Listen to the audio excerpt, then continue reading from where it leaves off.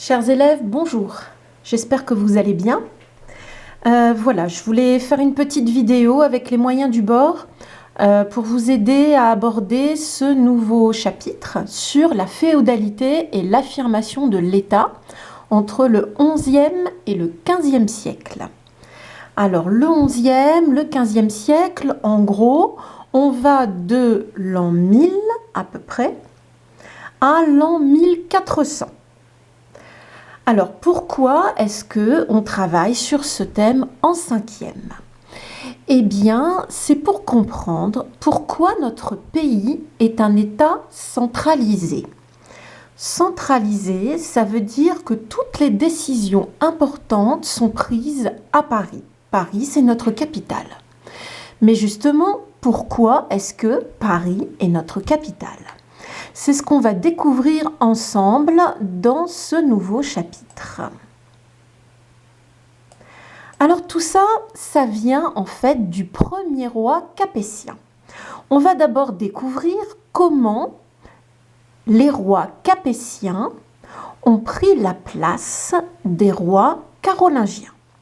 Je vous rappelle que entre 481 et 751, il y avait des rois en France qu'on appelait les rois mérovingiens. Entre 751 et 987, nous avons eu les carolingiens. Et entre 987 et 1848, alors bien sûr il y a la Révolution française entre deux, en 1789, nous avons eu les capétiens. Alors les Capétiens, c'est une dynastie. Une dynastie, c'est une famille royale, avec des rois de père en fils. Alors comment on en est arrivé là? Eh bien, souvenez-vous, à la fin du IXe siècle, les petits-fils de Charlemagne se sont disputés l'Empire et à force de se disputer, une fois bien fatigués, ils ont décidé en 843 de séparer l'Empire en trois parties. La partie que vous voyez en vert sur la carte, c'est la Francie occidentale. C'est la partie qui deviendra plus tard la France.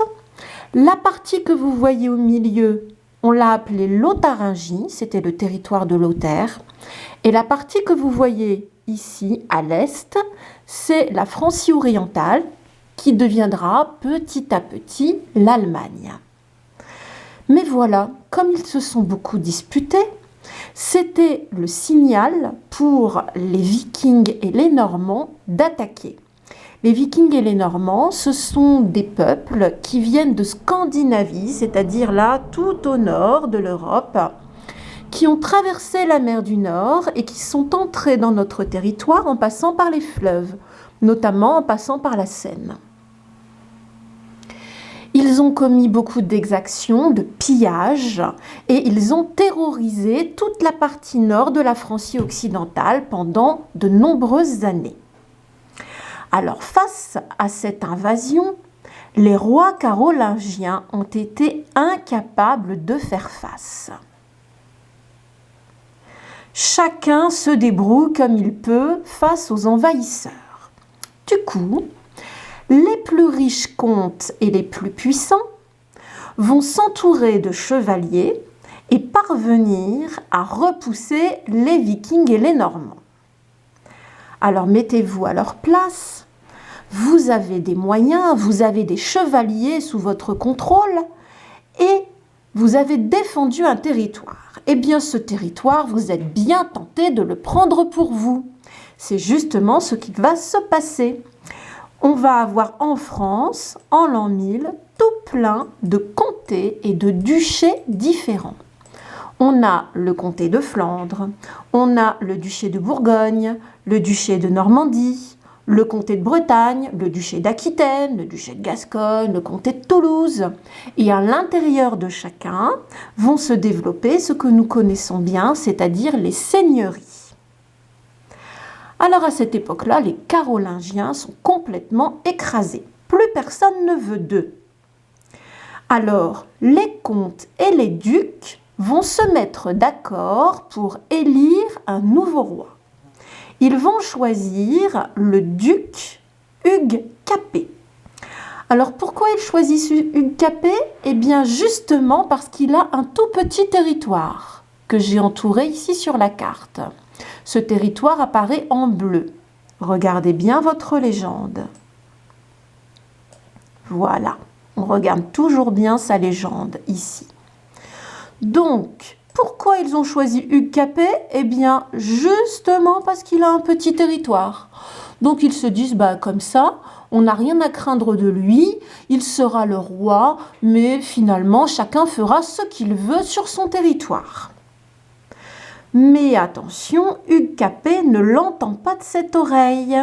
Il a bien l'intention d'être un roi, un vrai.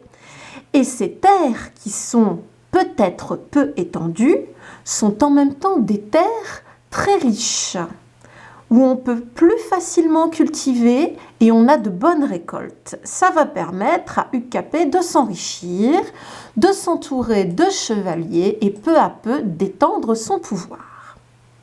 Alors notre roi, eh bien, il va devenir un personnage sacré par une cérémonie qu'on appelle le sacre. C'est facile, sacre, personnage sacré. Donc je vous l'ai bien mis dans votre cours, par la cérémonie du sacre, le roi devient un personnage sacré. Ça veut dire qu'il va avoir une autorité supérieure aux autres comtes et aux autres ducs, parce que les Français de l'époque sont persuadés que c'est Dieu qui lui donne son pouvoir. Alors à cette époque-là, les gens ne savaient pas lire, écrire, très peu d'entre eux le savaient. Donc il y avait beaucoup de symboles, beaucoup de rites, de rituels, c'est des choses qu'on fait régulièrement pour faire comprendre aux gens qui est le roi et faire comprendre que c'est un personnage sacré. Donc pendant la cérémonie du sacre, il y a un moment très important qu'on appelle l'onction. C'est le moment où on met de l'huile sainte, soi-disant miraculeuse. Elle aurait été apportée par une colombe le jour du baptême de Clovis. Et donc cette huile, elle donnerait son caractère sacré au roi. En fait, c'est un petit peu comme si Dieu, tout là-haut, disait « Bon ben, je suis d'accord, c'est lui qui peut être le roi. » Et puis ensuite, pour bien montrer que c'est le chef, on va lui remettre des symboles. Déjà, la couronne, ça c'est un symbole facile à retenir. On va aussi lui donner la main de justice, qui se trouve ici, dans votre cours. Ça veut dire que c'est lui qui a le premier rôle de justicier. C'est lui qui va avoir le jugement le plus important. On a bien sûr une épée pour protéger le royaume et l'Église. Attention. Ensuite, vous avez les éperons qui prouvent que le roi est le premier des chevaliers. Et puis, le manteau à fleurs de lys qui va montrer qu'il fait partie de la famille capétienne. Et enfin, le sceptre. Le sceptre, c'est un symbole également de l'autorité du roi. Voilà. Alors, la prochaine fois, on apprendra que le roi va se retrouver tout en haut de la société et que tous les autres lui devront obéissance. Là aussi, ça va passer par une cérémonie qu'on appellera l'hommage, mais on parlera de ça la prochaine fois. Voilà, j'espère que vous avez bien compris votre cours. Si vous avez des questions, n'hésitez pas à me les poser en passant par Pronote. Bonne journée et bon courage!